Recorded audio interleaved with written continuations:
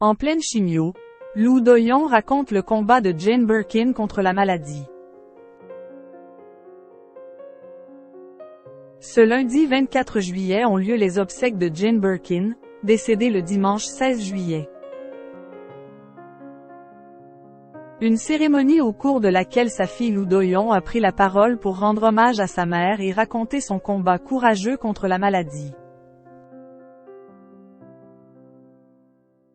Ce lundi 24 juillet est un bien triste lundi pour les proches et la famille de Jane Birkin, qui se sont réunis en l'église Saint-Roch à Paris, afin de faire leurs adieux à la chanteuse décédée le 16 juillet dernier.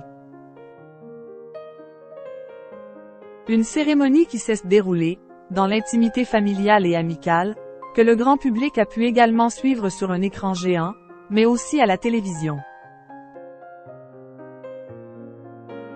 Des obsèques pour lesquelles de nombreuses célébrités ont fait le déplacement comme Carole Bouquet, Jean-Hugues Anglade, ou Brigitte Macron.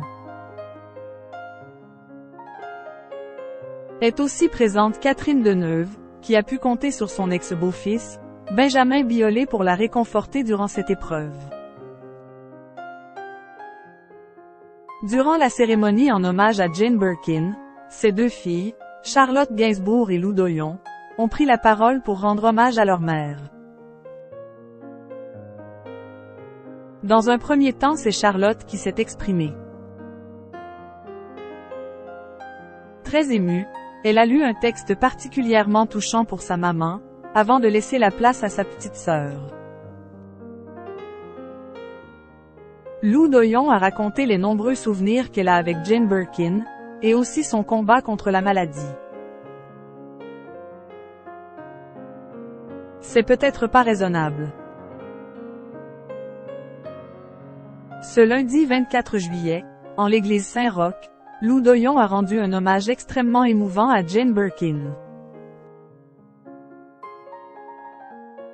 Pendant plusieurs minutes, la chanteuse de Where to Start a raconté sous la forme d'un poème les nombreux souvenirs qu'elle a de sa mère. Elle a notamment tenu à saluer son courage face à la maladie. Évoquant le fait que Jane Birkin a malgré la douleur assisté au mariage de son petit-fils, Ben Attal le samedi 1er juillet.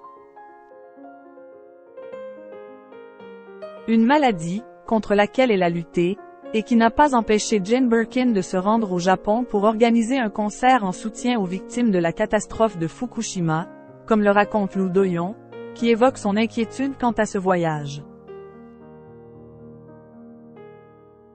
Quand on te dit avec Charlotte que ce n'est peut-être pas raisonnable en pleine chimio d'aller au plus près de Fukushima. Une anecdote qui prouve une nouvelle fois l'engagement et la force de Jane Birkin, qui malgré la maladie a continué de se battre pour les autres.